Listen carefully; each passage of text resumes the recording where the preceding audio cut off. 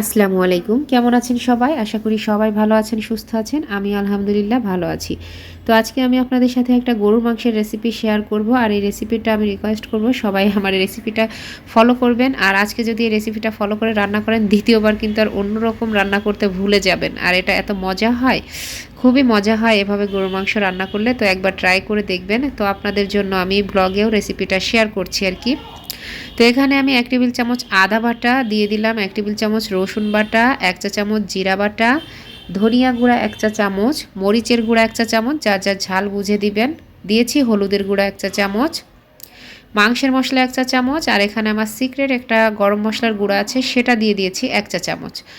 আর হচ্ছে দিয়েছি তেজপাতা একটা, মাঝখান থেকে ছিঁড়ে 2 টুকরো দারুচিনি, 1 চা চামচের মতো গোটা জিরা দিয়েছি, 3-4টা লবঙ্গ, আর দিয়ে দিচ্ছি 1/3 কাপ সর্ষের তেল।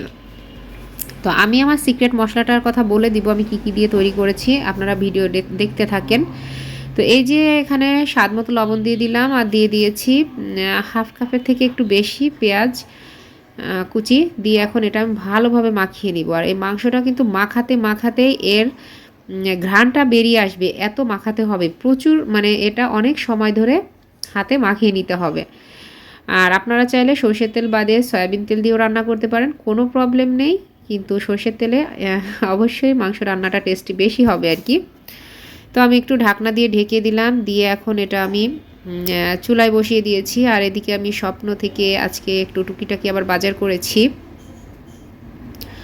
তো আমি কাঁচা বাজারেও গেছিলাম, সেখান থেকে মাছ মাংস কিনে নিয়ে এসেছি।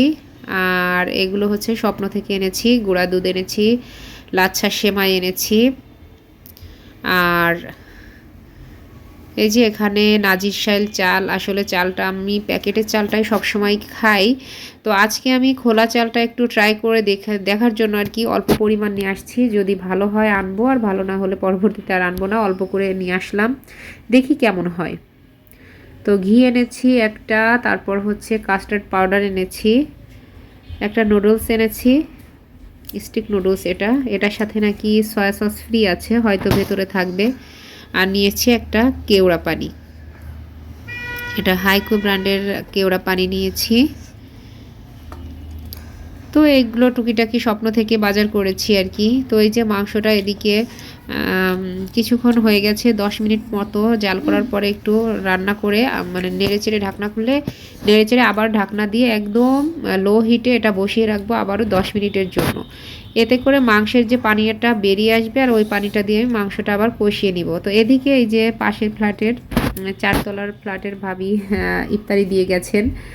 এই যে মুরগির রোস্ট, আর এই যে প্লেটে কমলালেবু, পুডিং, আপেল, জিলাপি, খেজুর, ডিম, পোলাও, তারপর হচ্ছে আলুর চপ, ছোলা, শসা, গাজর, অনেক কিছু দিয়ে গেছেন আর কি। তো এই যে 10 মিনিট পরে ঢাকনাটা আমি খুলে নিয়ে এখন এটা আবারও নেড়ে চেড়ে নিব, কিছুক্ষণ কষিয়ে নিব। এটা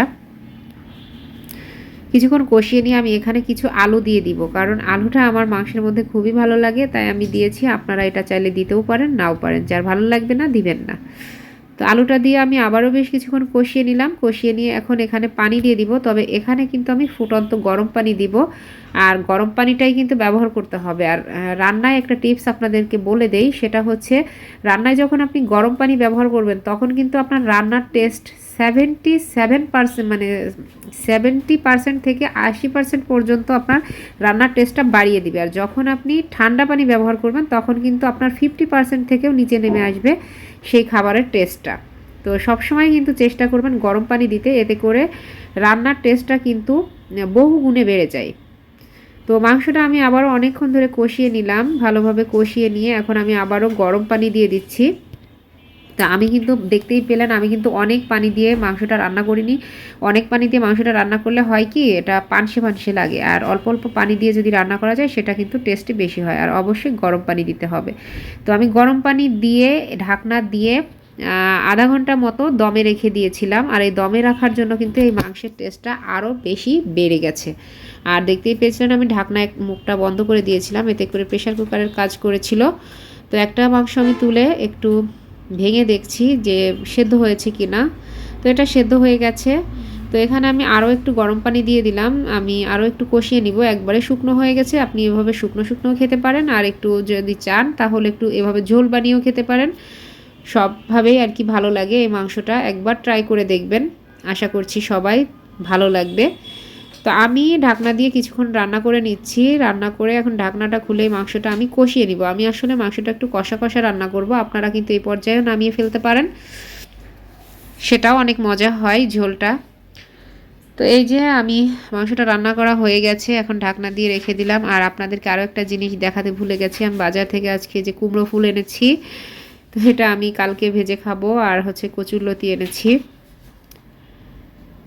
তো এটা কালকে আন্টিকে দিয়ে বাছিয়ে নিব আর কি।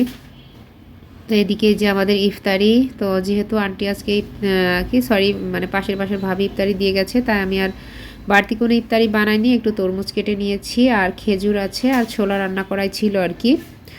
তো এগুলো দিয়ে আজকে ইফতারি করব। ইফতারি যেহেতু অনেক কিছুই আছে, আমি আর বাড়তি বানালে হয়তো নষ্ট হয়ে যাবে। তো ভিডিওটি আপনাদের কাছে কেমন লেগেছে অবশ্যই লাইক কমেন্ট করবেন এবং শেয়ার করবেন বেশি বেশি। আর অবশ্যই আমার চ্যানেলটি সাবস্ক্রাইব করে পাশে থাকবেন, পাশে থাকা বেল বাটনটি ক্লিক করবেন যাতে আমার পরবর্তী ভিডিওগুলির নোটিফিকেশন সাথে সাথে আপনাদের কাছে পৌঁছে যায়। আসসালামু আলাইকুম।